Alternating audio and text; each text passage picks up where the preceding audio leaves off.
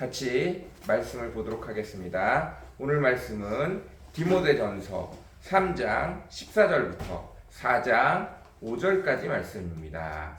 디모데전서 3장 14절부터 4장 5절까지 말씀입니다. 제가 큰 목소리로 읽도록 하겠습니다. 내가 속히 내게 가기를 바라나 이것을 내게 쓰는 것은 만일 내가 지체하면 너로 하여금 하나님의 집에서 어떻게 행하여야 할지를 알게 하려 함이니 이 집은 살아계신 하나님의 교회요 진리의 기둥과 터니라. 그도다 경건의 비밀이요 그렇지 않다 하는 이 억도다. 그는 육신으로 나타난 바 되시고 영으로 의롭다 하심을 받으시고 천사들에게 보이시고 만국에서 전파되시고 세상에서 믿음 바 되시고 영광 가운데서 올려지셨느니라. 그러나 성령이 밝히 말씀하시기를 후일에 어떤 사람들이 믿음에서 떠나 미혹하는 영과 귀신의 가르침을 따르리라 하였으니 자기 양심의 화인을 맞아서 외식함으로 거짓말은 자들이라. 혼인을 금하고 어떤 음식물은 먹지 말라고 할 터이나 음식물은 하나님이 지으신 바니 믿는 자들과 진리를 아는 자들이 감사함으로 받을 것이니라.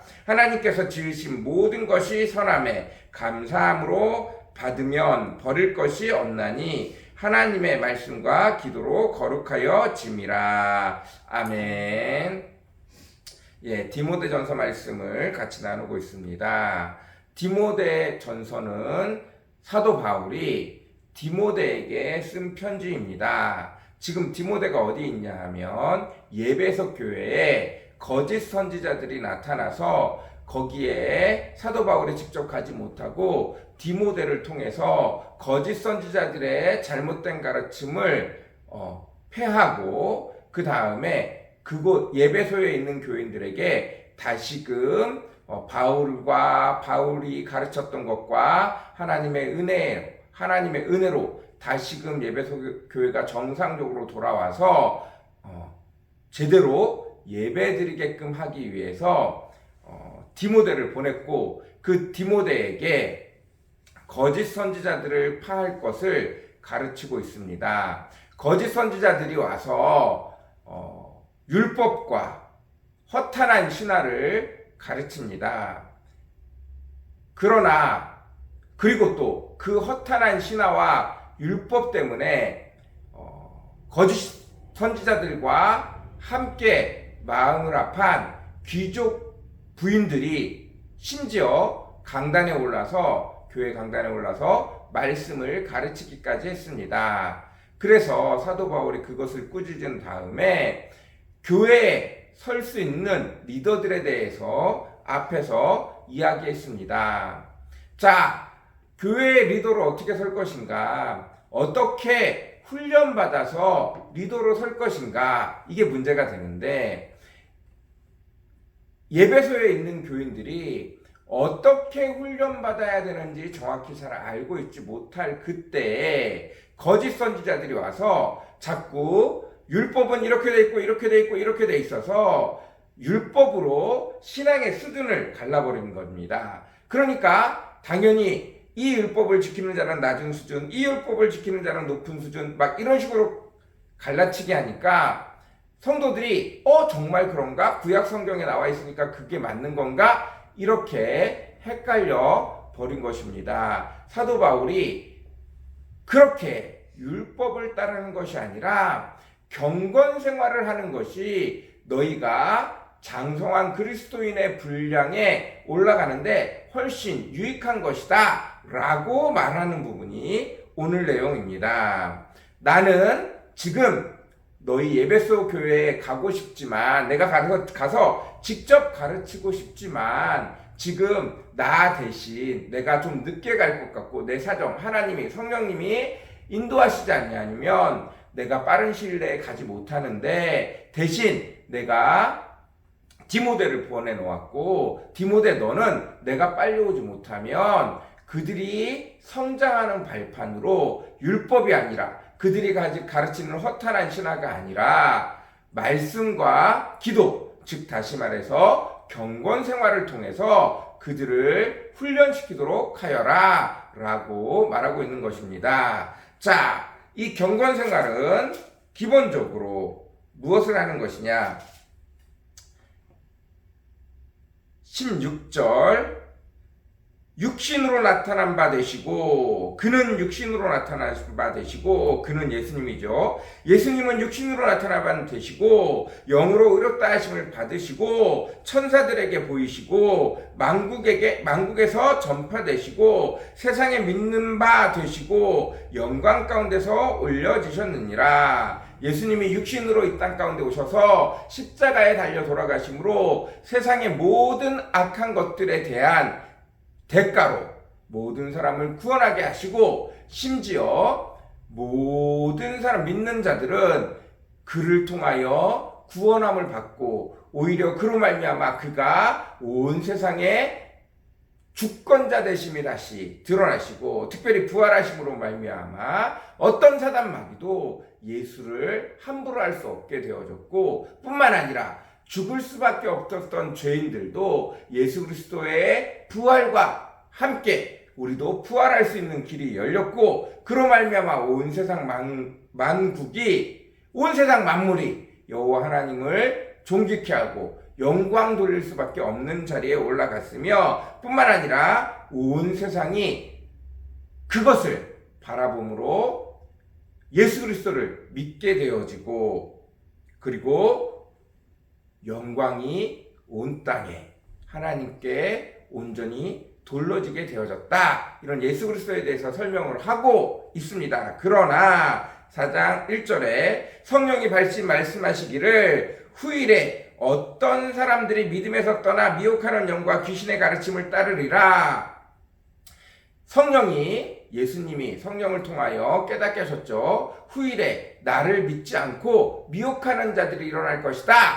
예수 그리스도, 내가 이미 모든 율법을 파하고 율법으로 말미암아 죄로 가득 찬 자들에게 내가 대신 십자가에 달려짐으로 모든 죄값을 치루었으니 이제 너희가 나를 믿으면 구원을 얻으리라 라는 말씀으로 더 이상 성전에 가서 제물을 바치고 예배드리지 않아도 됨에도 불구하고 또다시 미혹하는 영, 그들이 나타나서 율법으로 예수 그리스도의 가르침을 부인하고 예수 그리스도를 부인하게 된다는 것입니다.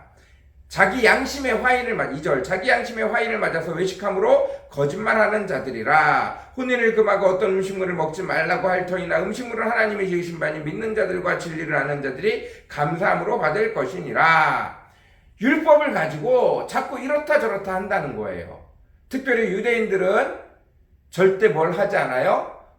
우상에게 드려진 제물을 구약시대의 사람들은 먹지 않아요.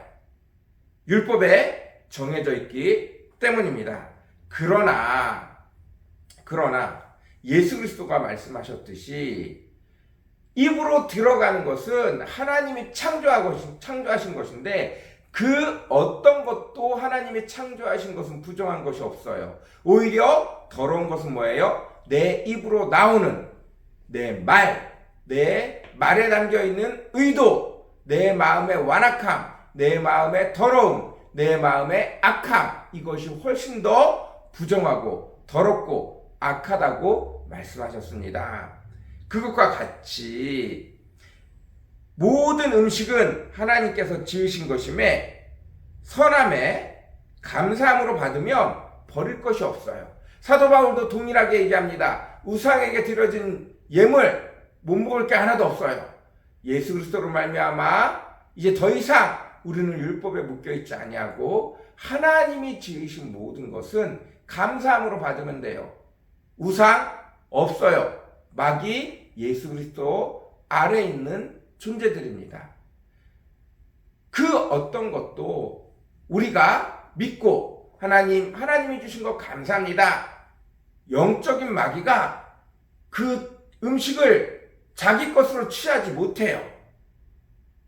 네, 하나님의 것이에요. 그렇기 때문에 사람들이 어떻게 드렸든 상관없어요. 내가 마귀여 받으소서 하고 드린 것이 아니라면 상관이 없어요. 그 어떤 것도 다 쓰잘데기 없는 것들이에요. 내가 믿지 않으면 마귀의 존재를 하나님보다 높이 치켜 세우지 않으면 그 음식은 아무런 문제가 없어요. 내가 예수 그리스도를 믿기에 마귀가 그 음식을 받았다고 하나님의 것을 마귀가 감히 받을 수 없다고 생각한다면 아무런 문제가 되어지지 않습니다. 다만 믿음이 약한 자들이 내가 그걸 먹고 시험에 걸릴까 봐 안 먹을 뿐이지 전혀 문제되지 않습니다. 자, 이와 같이 5절 하나님의 말씀과 기도로 거룩하여 짐이라. 우리가 말씀을 깨닫고 기도를 하면서 이것들을 배워가고 알아가는 거예요.